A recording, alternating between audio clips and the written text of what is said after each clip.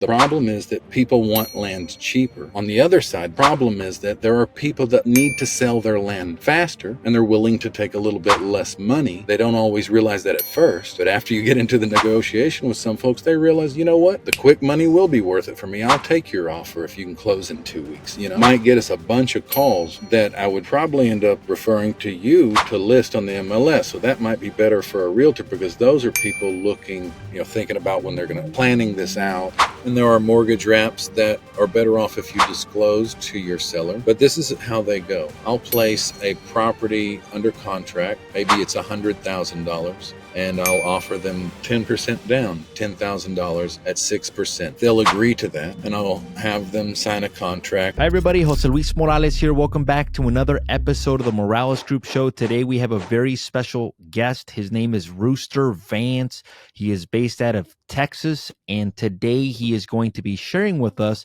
how to flip land. Yes, you heard it correctly. Not how to flip houses, but how to flip land and how the riches are in the niches, meaning there's less competition in land flipping. If you've ever been interested in flipping real estate, this is an episode that you want to watch until the end. I promise that to you. Welcome to the show, Rooster. How are you? I am doing very well. I'm out here on the road all the time looking for land, so it's hard to catch me in an office. So I hope my audio is coming okay for you. Awesome. Yeah, it sounds perfect. So for our viewers who don't know who Rooster Vance is, who is Rooster Vance, and how did you get involved in land flipping or flipping land? Well, Rooster Vance is just Alan Vance. That's me. People call me the Rooster. I don't know why. It comes from my childhood, my grandpa probably. But I came into real estate later in my life, in my 30s, after having tried several other things that didn't work out for me so well. And but the last 11, 12 years have been a lot of real estate, also some construction and remodeling. I do flip some houses and do remodeling for other people as well.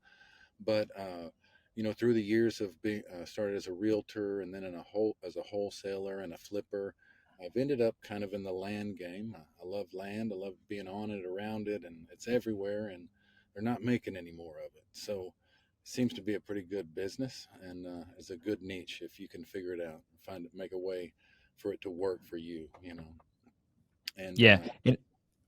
go ahead.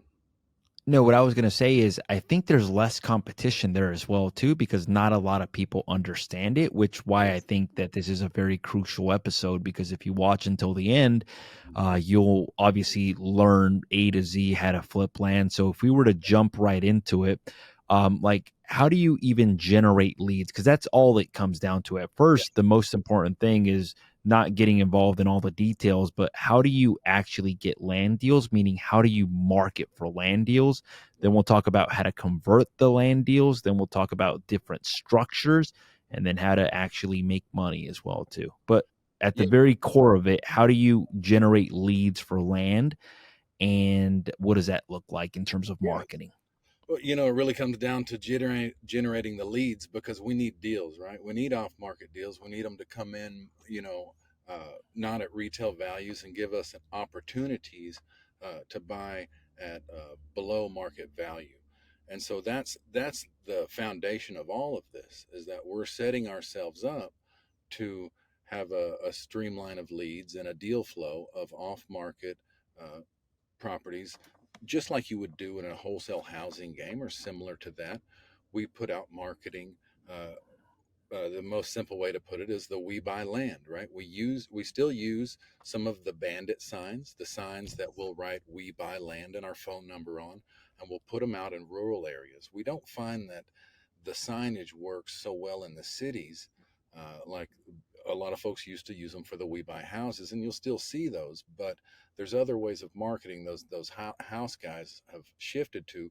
But as a main focus of our searching for land, we find that handwritten bandit signs work very well in rural areas, and not way out there rural. We're talking 30 minutes to 45 minutes is our sweet spot outside of your major metropolitan areas. Some areas, like I'm in Central Texas, so Once you get that far away from one major metro area in a certain direction, you're almost to another, right? Austin, San Antonio, Dallas, Fort Worth, Houston. So we encompass that entire region. Everything in between those major metro areas for us is our sweet spot here.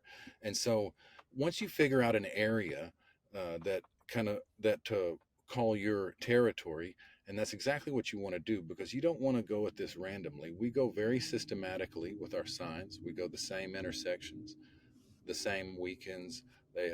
Every Friday night we're putting them out, and so that there can be there for the weekend traffic. And so, and in rural areas, our signs are staying out there longer. So it's not the only way that we find deals. We still do a lot of other things. We have some creative ways, like having actual professional signs printed up that says, I have some that says Rooster buys land and my phone number, quick closing and smaller print. And I've actually got a couple of feed stores in rural areas and a couple of gas stations that have rented me space in their window at an average of about $50 a month for a sign. So each one of those signs may produce a deal maybe every year, right? But to have 12 of those out gives me a deal flow, right? So, and not saying that each one of those signs does give me a deal a year, but typically if I can get one inside of a storefront with some traffic, then I can definitely pretty much say that I'm going to get a deal a year, if not more, off of that sign if it's in a decent area. Okay. So having that in there in a $50 a month payment to the store owners worked well for me. And you can imagine if you had 10 of those at 500 a month, you'd have a darn good chance of at least doing several deals a year. Whereas you spending $6,000 a month on that marketing, one deal a year is going to pay for 10 stores to hang those signs, right? You can spend far more marketing on other types of real estate or in other medias of marketing. So we use the bandit signs, and we typically order them by the pallet. We're ordering 4,000 uh, bandit signs so that we can get them at under $1 each, and we get them blank, or we have the handwritten font printed on them, because we do think that the handwritten style works a little better. Now, outside of that marketing, we also use some Facebook groups, and not real estate investor groups. We'll go ahead and post in farm and ranch groups, livestock groups, horse groups. There's all kinds of groups that you could associate with the rural way of life, or the an agricultural types of living. And there's Facebook groups where people group up regionally, either by city or county, or uh, you know central Texas, for instance. South Texas farm and ranch, yada yada yada, is a group that has 40,000 people in it. And I'll see other people posting in there as well, and not too frequently, but there's a couple other guys out there that'll use the Facebook groups. But if you follow the rules of the group, you get in with them, and you don't just spam them up, and you take part and contribute in some of these groups, especially the ones in your local region, then you'll be allowed to throw up a thing, a post that's saying, "Hey guys, I'm looking for some land in the area," and you don't want to sound too formal, but you may not want to sound too informal. So you really want to try to touch with the people on a little more personal basis if you can through the groups, and it works out pretty well. Now, in spending time in those Facebook groups and making it a habit to kind of check the feeds of certain groups daily, you can get an idea of prices also, because there's some people that might be selling land on there, and you might be able to negotiate on a for sale by owner that you catch getting thrown up on one of those groups. I'm going to tell you right now, my very first wholesale real estate deal ever done was plucked out of a Facebook group, and it was not somebody who was selling their home. Somebody posted that they were having an estate sale because they were going to sell their house because they were facing foreclosure. And I responded and I said, "Hey, well, how much for the house?" And I made the deal and sold it. Well, we're to land now, but those same type of scenarios can happen inside Facebook groups. So, especially if this is just something you may be wanting to find one piece of property for yourself, or your family, and then make some money on it over time, then take the time to look for land in these ways rather than to go right on the MLS. Or if you still need, if you've got your realtor, make a plan with him and say, okay, if we can go after a for sale by owner and make an offer, I'll still pay you your commission, potentially even 6% for doing both sides. So if you're working with a realtor broker, you can get with them and make a plan about kind of working together to do this. And a lot of these professionals will work with you on that. You can find somebody to do that. A lot of realtors and brokers are getting real savvy on the wholesale game, and they're getting involved in it as much as they can without creating ethical situations. But and so that's the wholesale real estate market is a very real thing, and it's something that you should become comfortable with and educate yourself on houses and land. But it's very, very easy to learn land because it's land. There's no structures on it, right? So it's a great entry level, less, of a risk when you're talking about somebody who's wanting to go out and maybe flip a house. That if you start to direct your attention towards who might be looking for land and who is it a problem for that's not finding enough of it, and how can I help solve that problem? Well, the problem is that builders always need their land cheaper, always, because it goes directly to their profit, right? So if I can meet with builders, and I have, and all the ones around here know me, and talk to them and tell them I may have opportunities off market to send to them for their houses and developments, every one of them is going to say yes. Whether you do that in person or by email or a Zoom meeting like this, you can build a little network in your region of builders and developers and then start doing these marketing methods to bring in the deals to them. You're essentially a problem solver. The problem is that people want land cheaper. On the other side, the problem is that there are people that need to sell their land faster, and they're willing to take a little bit less money. Not always, they don't always realize that at first, but after you get into the negotiation with some folks, they realize, you know what? The quick money will be worth it for me. I'll take your offer if you can close in 2 weeks.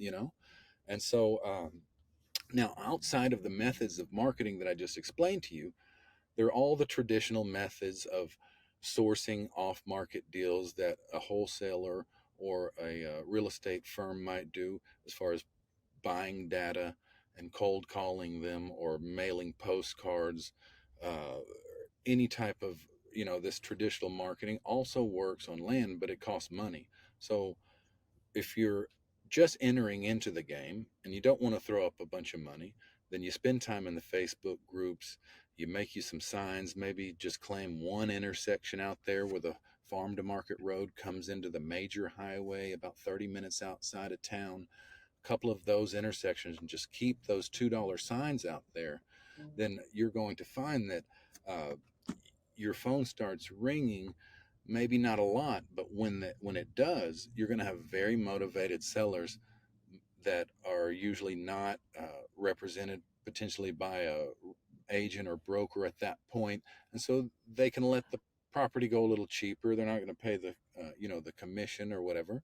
And then also, I've had brokers and realtors call the signs and say, hey man, I've got a piece of land I cannot sell. It's got an old barn that's fallen down on it.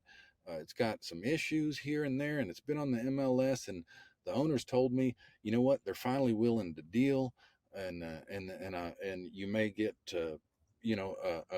one of those leads that you might pay for on another platform as an expired listing. Well, this is something that's about to be an expired listing and to be sold as a lead very soon.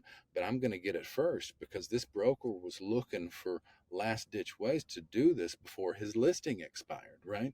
And so I love the signs for land, and the signs for me just work, and we still do them. We do a lot of them just in a very consistent way, you How know. many signs would you say you have out at any given time?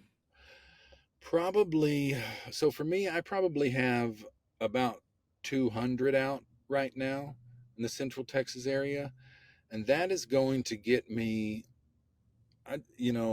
anywhere from two calls a week to 10 calls a week, and so it's very random. It can be random. You never know when the phone's going to call, but you need to be there and ready when it does, because the fact is the type of person that calls the sign is ready to make a deal. you know that's why they're calling that kind of sign. It's kind of it's and so that's why we're using that type of marketing as well, because the folks that do respond to that type of marketing are the exact ones that we want to respond. Putting out a professional billboard and paying 5,000 a month right above where we put those signs might get us a bunch of calls that I would probably end up referring to you to list on the MLS. So that might be better for a realtor, because those are people looking, thinking about when they're going to planning this out. They're not in a rush. They're cleaning their property up, maybe wanting to get a little more. Those people are not going to be the ones that are going to sell at your price, right? It's going to be the ones that don't want to clean their property up a little more to get a little more from it, and then may have something else pressing in their life. And so it's not much different than a distressed seller, but certainly what we call a motivated seller, right? That's what we're always looking for in any type of real estate game. Is every good transaction that you're going to make money off of starts with a motivated seller on one end, right? Who's leaving a little bit of meat on the bone, so that then when you do your value add or when you do whatever, it becomes a much larger piece of meat. Well, we are typically able to have enough meat on the bone just to wholesale it away. But when something super sweet comes along or special, we're able to bring in some partners, close on the deal, right? So when I first got into land deals, it was all wholesaling. And then I built an outstanding network of investors and professionals around me that are all much smarter than I am, right? I'm just the guy that finds them, they're telling me. And so I've found my place in the world and as a acquisitions person, really, and I have a team that moves most of our properties and that does most of our deals. So uh, it doesn't have to be like that, but once you get a deal flow going, you'll need to delegate somehow, right? And so that's where we're at, and that's where anybody can get, really, with not much money out of their pocket, just some elbow grease and some time and a little bit of commitment and a plan, I so. love it. So here's the question like a lot of people are going to ask. So, all right, let's say that I put out bandit signs. That's what they're called, bandit signs, and you might have seen them in the streets where it says, we buy houses or we buy land or Rooster buys houses. People call on it. Now, how do you know what to offer for the land, or what does that process look like? And the challenge that I think some real estate agents run into is, uh, I know that it has to do with zoning sometimes. I know that it has to do with like acreage, and some people don't know how to value them. So, Mhm. if somebody doesn't know how to value land, how do you learn? And then how do you go about knowing what to offer for properties? So it really comes down to uh, the comps, right? And so for layman's, your comps are your comparable properties, right? Your recent sales of your comparable properties within a certain diameter around the subject property is going to be how we're going to value it, right? So when an appraiser comes to a property to value it, he's going to do something very similar. He's going to take down all of the details of this home, and he's going to run a search for the sold properties starting with a quarter mile in diameter and a half mile in diameter with houses, right? But we're talking land. So the diameter is going to be a little bit further. We might be talking 5 miles away, 10 miles away when we're talking land comps. So we're going to compare the price of sold properties within a certain diameter, eh, within a certain time frame, usually 6 months. And this is something that realtors learn in realtor school, to run market comps, or a comparative market analysis, they'll call it, to see what this property is going to be worth when we list it on the MLS, either as is or after adding some type of value to it, right? So when we get a property that comes on to our desk, we get a call. Somebody says, "Hey, I've got a property to sell." We're immediately just going to hit them with the standard questions. Like, why do you want to sell? Uh, Tell me about the property, right? The acreage, are there easements, encumbrances, liens?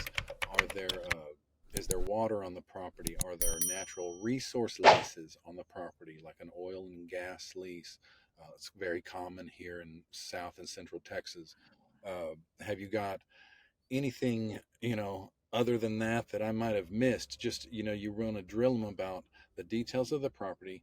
You want to get all of that, and then we take it and we use, there's a couple of different uh, platforms that we can punch in this info, and it's going to give us some comparative market analysis and show us some comps of properties that are very similar around it. Okay, so not at all different than what a realtor's doing with their MLS when they're pricing a house in your city when you're putting up for sale. We're going to do the same thing. Either we're going to have one of our realtors use the MLS in the area to do a formal MLS search and CMA, or we're going to use a third party vendor, uh, such as PropStream, or one of these data sites that provides memberships, and some of them and some of them don't provide comps with their data. But on I've got my website going up, and I have some links to those, so y'all can check those out.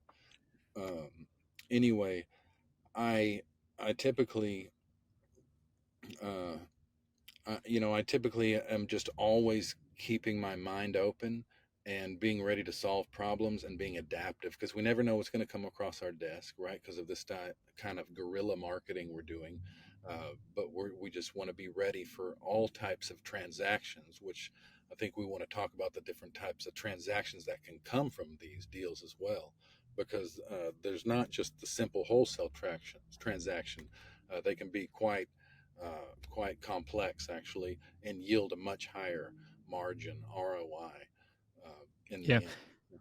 So that's what I was going to ask you. I was going to ask you, like, how do you make money off these? Like, so, and I'm imagining that with land, there's so many different deal structures. Like, for Mhm. example, there might be like the owner finances the land for Right. you.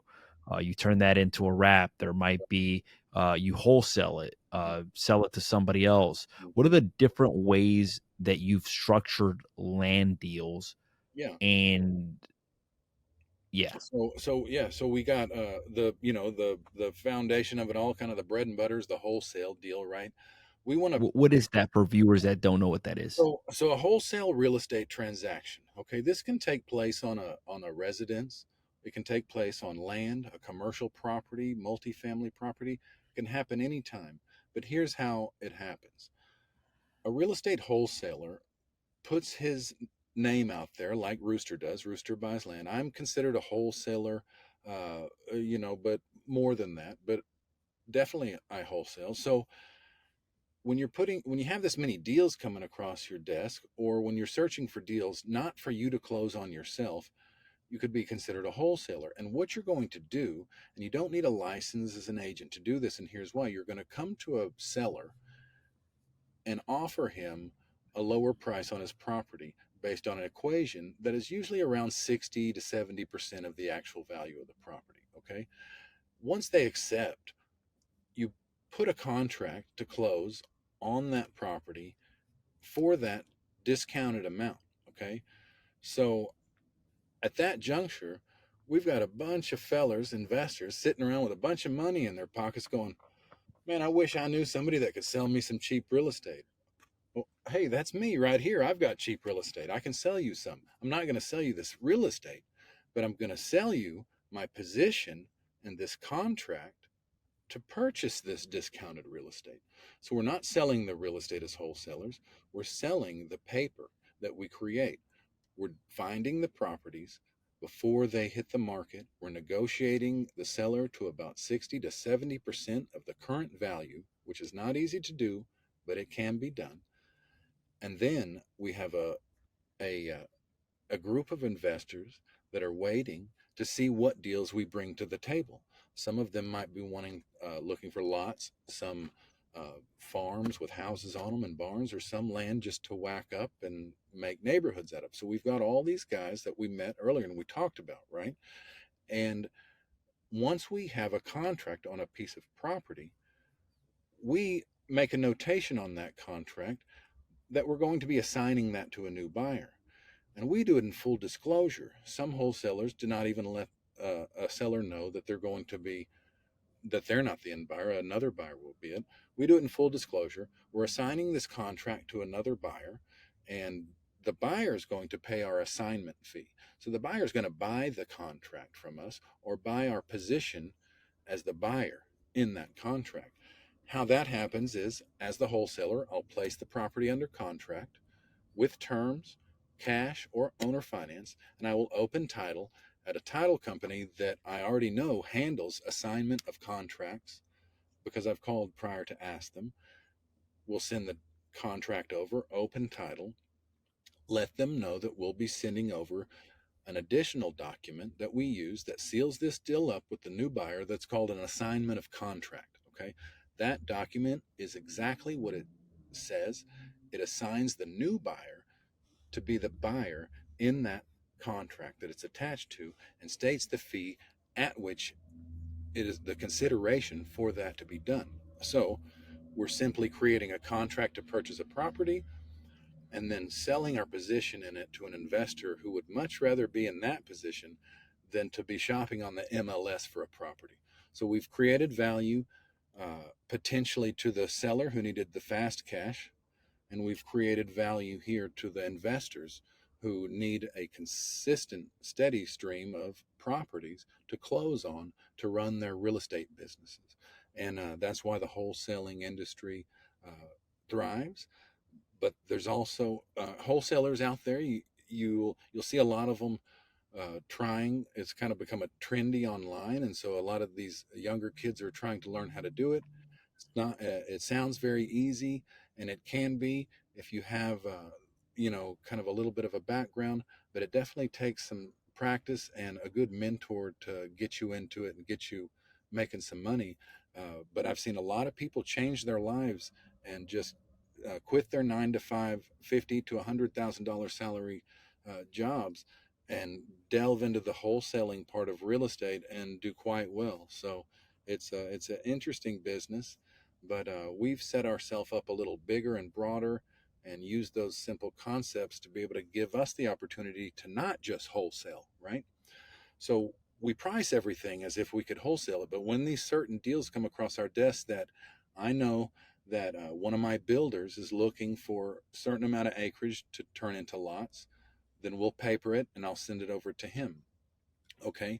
But more common than that uh, will be somebody owns a property that's already divided up into several parcels and they're going to call and sell it to us as one. And that is a huge, it makes things very easy because we don't even have to get a survey and we can already start marketing these separate parcels before we even close on all of them as one parcel, right?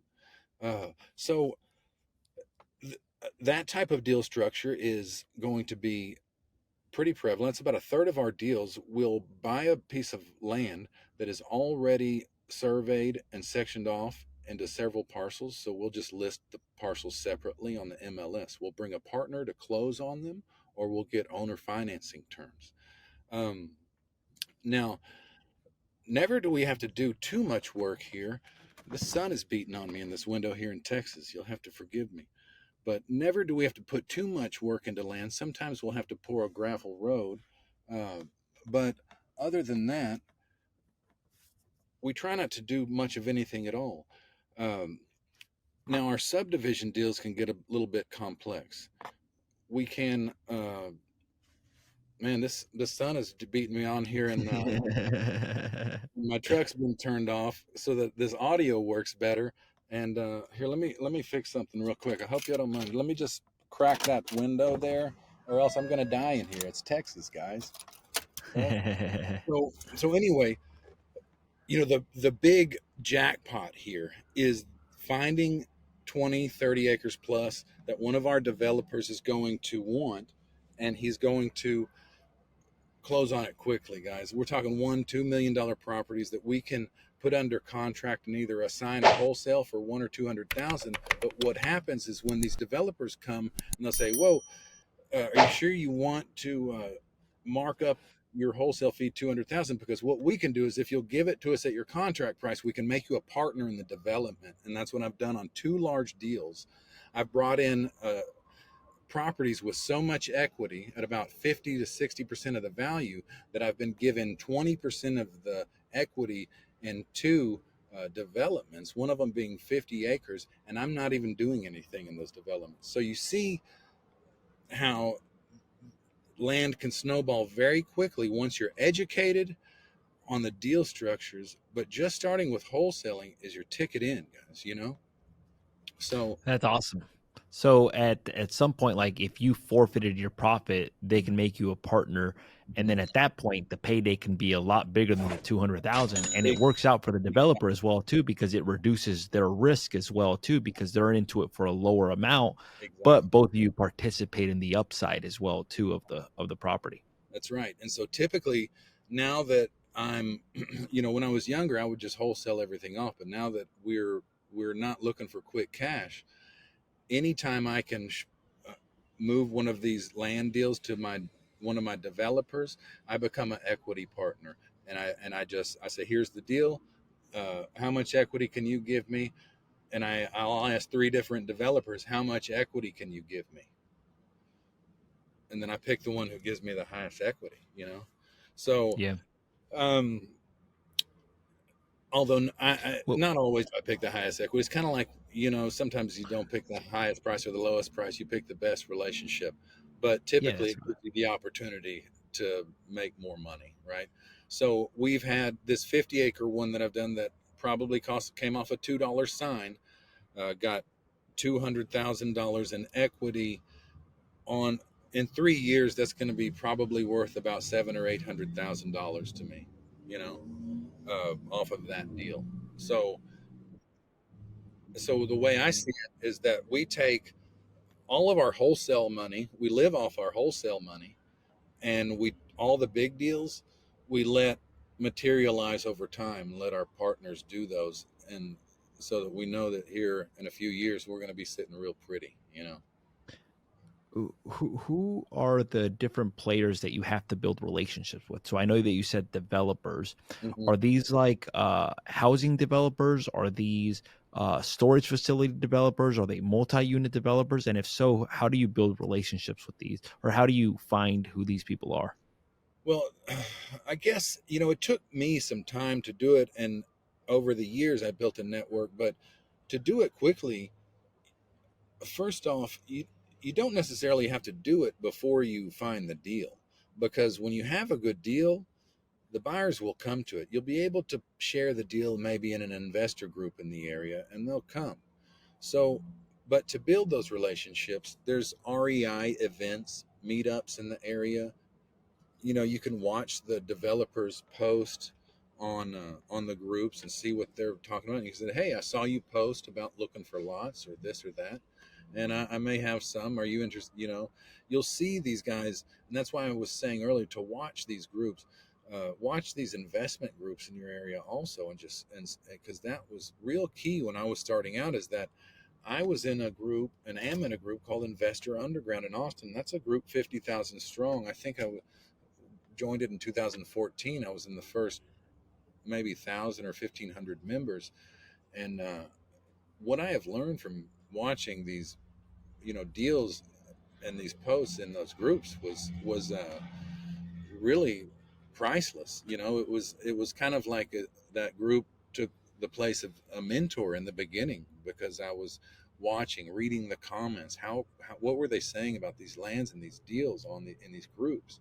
You can learn a lot from those groups, and then those groups typically have meetups once a month for a beer or something, and they'll be sponsored by the local title company or a hard money lender, and so you can meet those guys there while you're at it.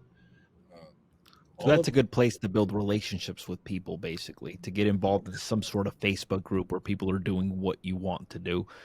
What I Definitely. wanted to ask you is, what about like, and this is, I've follow you on TikTok, obviously, and I saw you talk about a deal where you did got owner financing on it and Right. did a wraparound mortgage on it. Yeah.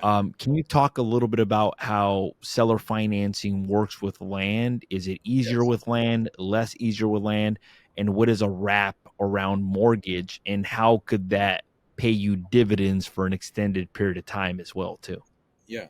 So in a wraparound mortgage is being able to finance a property that you have financed.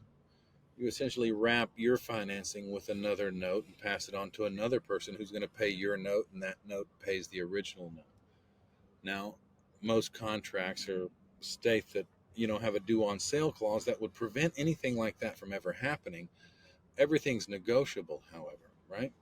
So there are mortgage wraps that can work themselves around a due on sale clause, and there are mortgage wraps that are better off if you disclose to your seller. But this is how they go. I'll place a property under contract. Maybe it's $100,000, and I'll offer them 10% down, $10,000 at 6%. They'll agree to that, and I'll have them sign a contract that excludes the due on sale clause. Now, I'm able to explain how it works to folks, and they understand that basically I become a co-borrower at that time, and so they're okay with it.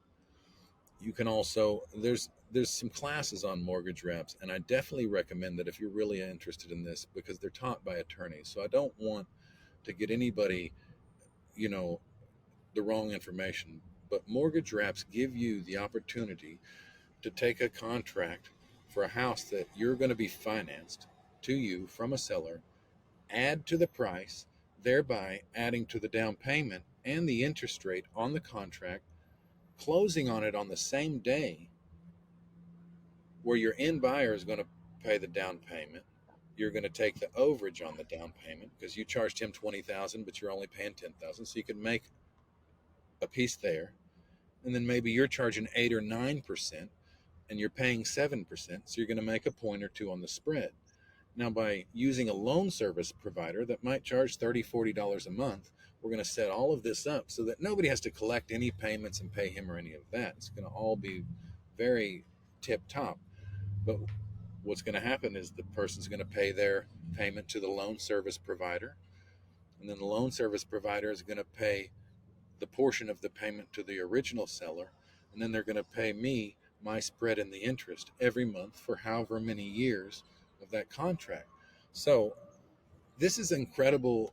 Really, it's an incredible tool because most Mhm. folks don't want to sell at 70% of the value, but you can really buy it about 90%, 95% of the retail value if you can get an owner finance contract. Because the fact is that you can charge a premium when you're selling land or a house with owner financing, right? In Texas, and especially Central and South Texas, you can expect to get a 10 to 20% premium on the property and 9 to 10% interest on the financing if you'll provide financing on the land or the house. So, with that knowledge, all we have to do is go out and find deals that are cheaper than that, whether it's the down payment or the interest. The price doesn't necessarily even have to be cheaper. We could just make a spread on the interest, right? So even if the the down payments and price were the same and the increased 2 points in interest, we could capture that in a payment for the next 20 years to us. Okay. So that's what a mortgage wrap is. It's very powerful. It's also quite controversial depending on which state you're in. But there's attorneys that write these up and they stand by them. My attorney, Alan Sesker out of Austin, is well known and in the group that I spoke of earlier on Facebook with all the investors, and he teaches classes regularly on the mortgage wrap. And if you're in the area, I suggest you attend his class. He's just had one in El Paso last week, I believe. It's $199, and that's not a plug. I'm not getting paid for him.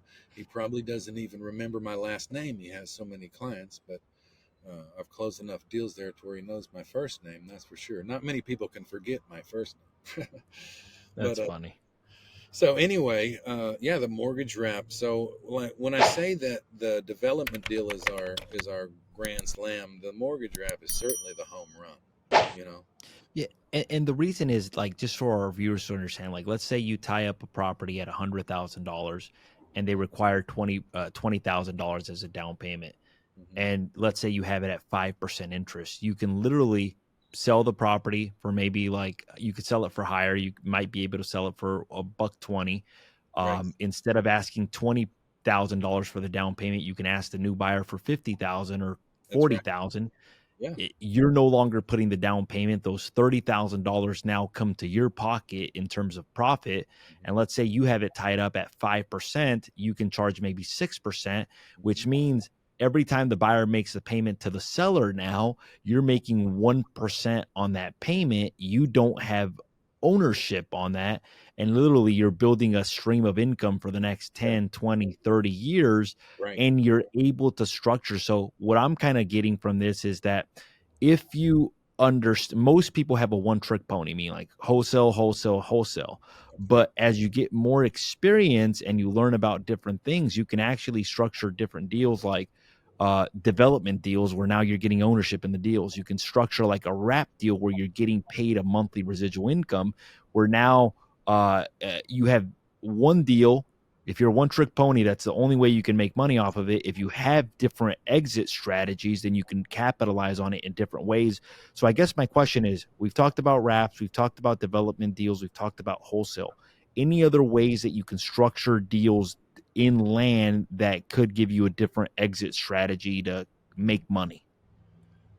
Well, at the moment, that that's pretty much what we're doing. I have been able to do some lease options, things like that, but we really don't try to get too far into that. I don't think that the other types of any other types of transactions are going to be the ROI is going to be there like a development deal or the mortgage wrap or just a big fat wholesale because it happens so quick.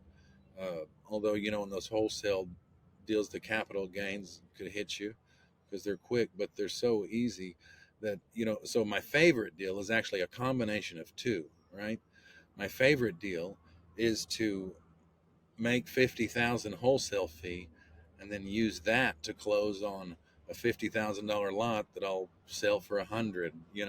And so you if you're not living hand to mouth and you can wholesale and take those wholesale fees and then use that to drive your real estate investment portfolio, then you will build a real estate portfolio out of pure elbow grease and time, literally. The first contract that I printed out for my first deal, okay, I had to get the change out of my couch to print it out at FedEx Kinko's. I didn't have the money, hardly, to put in gas to go look at the property. But in 2 weeks, I closed on the deal and I made $5,000 and I paid my late mortgage and I bought my little girls a Christmas. And so I never looked back from it and I never doubted the power of real estate after that as something that can provide stability almost immediately with wholesaling or bird dogging, and something that can just build an empire over time for the common man who makes a plan and surrounds himself in the right network and puts a little bit of money to work towards that plan. Over time, what he can build is amazing. And my only regret is that I didn't start 10 years sooner, right? But starting a real estate career is like planting a tree. The best time to do it was 10 years ago, and the second best time is today, right? Yeah. So that's The, the way I feel.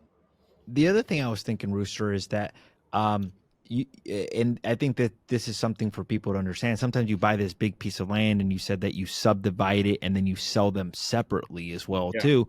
And then you can even get creative on those where you sell two of them outright that pays for the entire amount, and then you that's do right. owner financing on the other two so that you don't get hit with the capital gains all at Yes. once, and now you built a stream of income. So there's so many different ways to So structure many these different types of ways, deals. and I have one of those deals. So we got a property, uh, 1.1 million, 50 acres, with a house, couple of barns and ponds.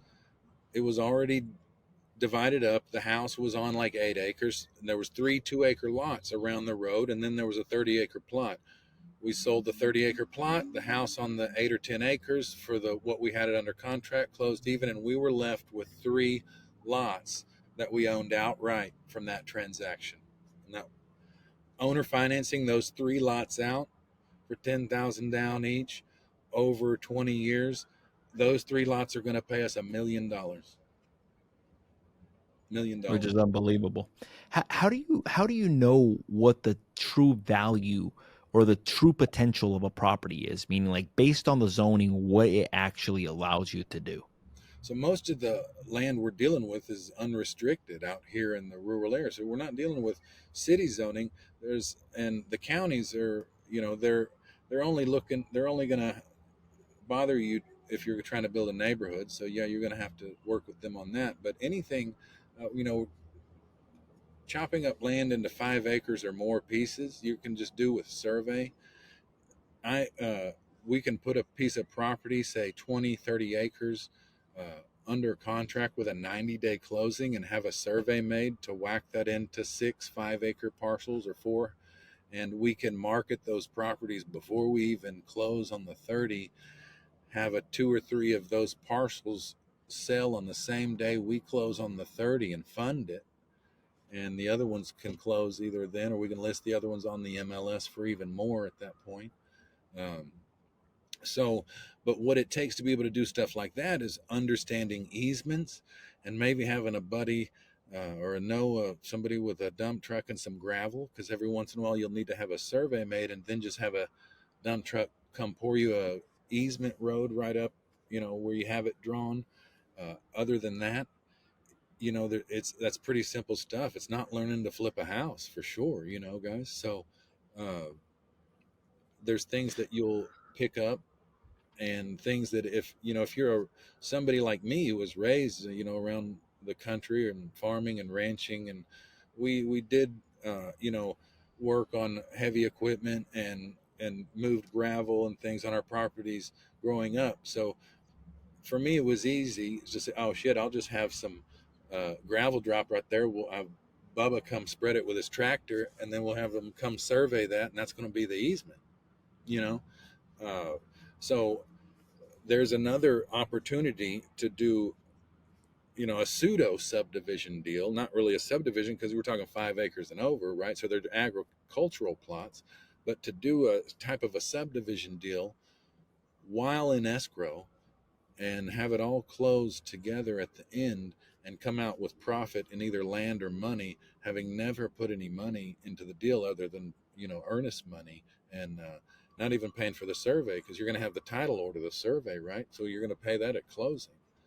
um, Here's another thing that I've kind of heard that sometimes people will do the option mhm. to purchase a piece of land for 20, $30,000, and then they'll have that option for a year or two, Right. and then during that time they're working on the development Yeah. permits. Once they get it zoned or get the proper permits, then at that point you've added value. So what are other ways that you can add value to land, or how what are different ways that you're looking to add value to land, basically? Because that's one of the ways you can add value. So on our development things, you don't have to develop it. And when we're talking about developers, there's different levels, right? There's guys that'll take the land from me, for instance, and they'll close on it. And then they will have an engineer do the engineering, drop the neighborhood plat and the roads, and have the lots flagged by a surveyor, get everything approved by the county, and now they're either ready at that point to sell it to a developer who is going to develop it, or they're going to raise money to develop it, towards what they've already done, or they can start kind of uh, selling lots.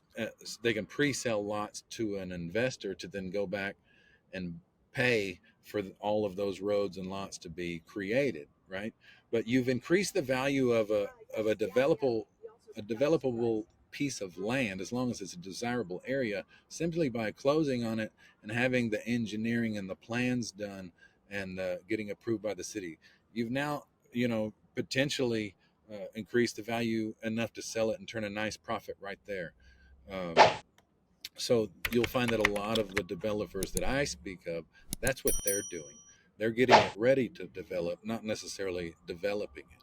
So that's something that you're going to learn as you meet these people and ask them in these circles. Oh, you build? What do you build? What kind of lots do you buy? What are you looking at? And just getting into the conversations, it really starts to come together.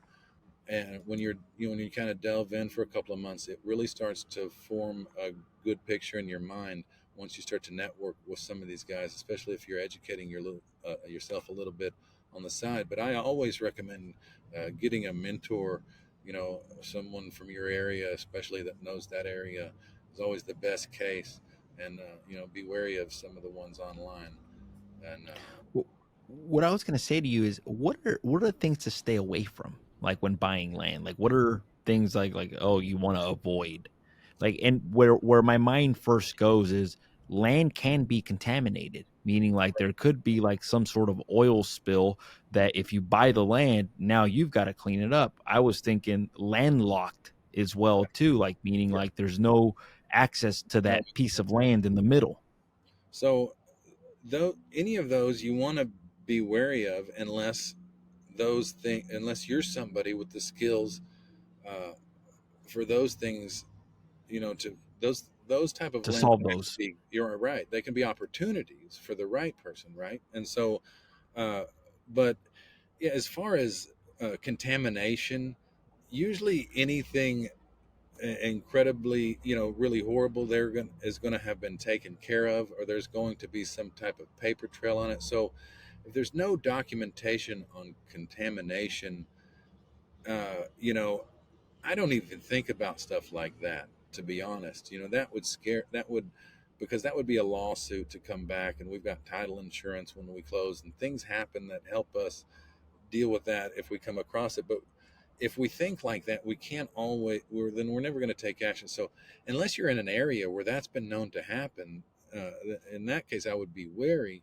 But even down here in Texas, where there's oil wells everywhere, I don't think that you're going to find a piece of land, because the ones that are contaminated are the ones that are still pumping oil, and they're not selling those. you know. What about landlock? What does that mean?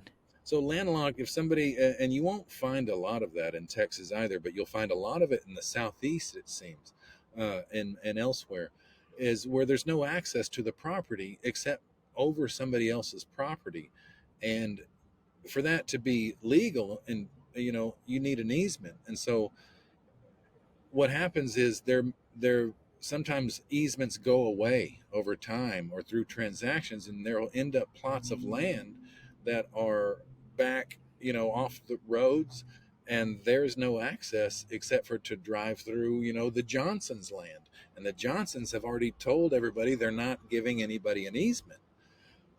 So in that case, you'll have somebody who'll try to sell this land much cheaper because it's landlocked, and so in that case, I've gone and put a contract on a piece of property with a termination, not an expensive one, but to see what I could do for it.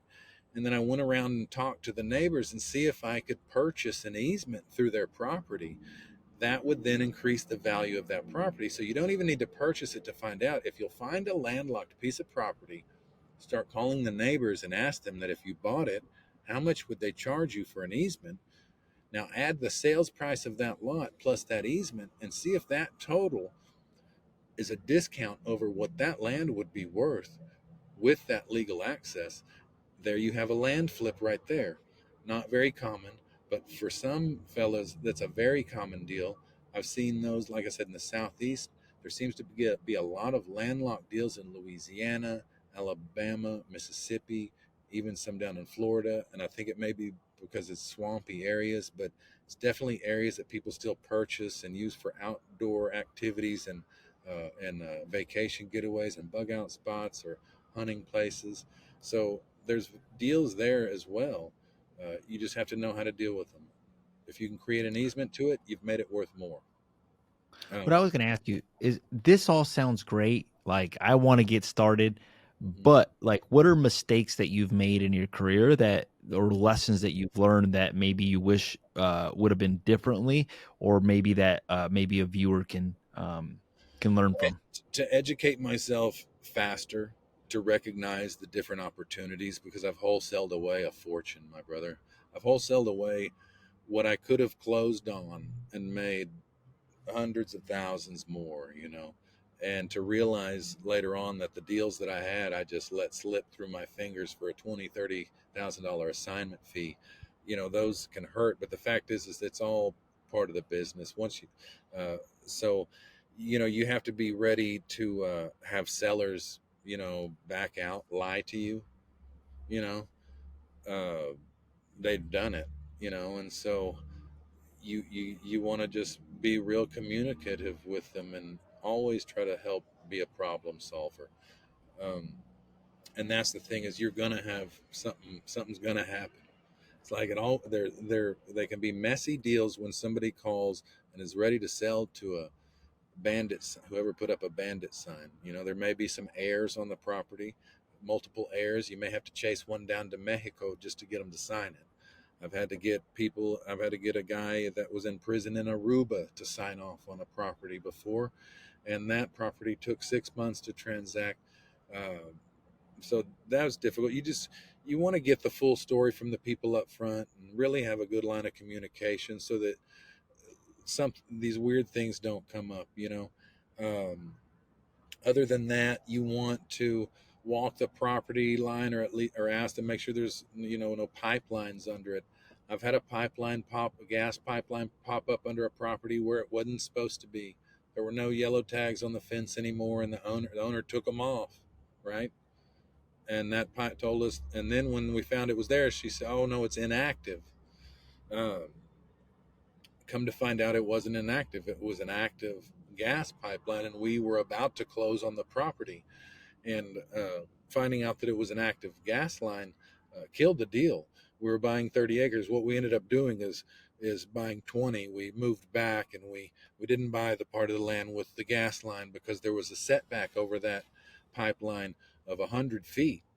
So you can imagine that going across a 5 acre plot or a 10 acre plot, at the top of it, 100 feet in each direction, that took off like 2 of the acres of the property that were buildable, you know? So uh, you want to be, uh, you can, if you're in an area with pipelines like me, and you just gotta be, you can actually look on Google Earth and back up. You can almost see the indention of them across the earth where they were buried. It's really weird. It looks like a little scar on the earth. So it's interesting. But yeah, so natural resource leases and old pipelines, those are just things to be wary of. Not stuff to worry about, just stuff to put on your list to check off on. Um, Other than that, it's land, guys. There's a lot less problems with land than there is structures. So, uh, you know, Any final words, Rooster? man, I just appreciate you, man. I love what you're doing, Jose. Yeah, Thank you're you. educating folks. You got a great deal, man. And I appreciate you taking the time for a simpleton like old Rooster here to come on and tell you a little bit about land flipping. But you guys, y'all definitely need to look into it. The edge, we should always be educating ourselves and growing. And if you're looking for something to just educate yourself on that's really interesting, that you might be able to make some money on, then you should look into it. Flipping is a great thing. If you're an active investor, you got to look into this now. So, anyway, that's about And it, how man. can people get in contact with you, brother? Like, if somebody's like, man, I really want to learn this land game, I want Rooster to mentor me, what's the best way for them to get in contact with you? Right now, Roostermentor at gmail.com. But I definitely love to see y'all on my TikTok page at Flipping Land. Uh, it's we have fun on there. At least I do, and then everybody laughs Oh at yeah. me. But It's awesome. That's how I got in contact with you. yeah, I checked out the TikTok and I was like, the stories are cool. They're educational. They have a point. They teach you something. So I thought that was phenomenal. yeah, Great. So I just want to say thank you for obviously taking the time to be on the show. I know that you're probably burning by now with all the heat from Texas. yeah. To our viewers, I also just want to say thank you for taking the time. If you've enjoyed this episode, make sure to hit that subscribe button. If you feel that this episode will be helpful to a friend, make sure to hit that share button. Today we had Rooster Vance. He's out in Texas and he taught us A to Z how to flip land and how to structure deals creatively, what are different ways, what to look for. So thank you again, Rooster. Appreciate your time, and hopefully that this drives some people into the land Yeah, flipping game. y'all come holler at me. Appreciate y'all. All right, man. Thank you.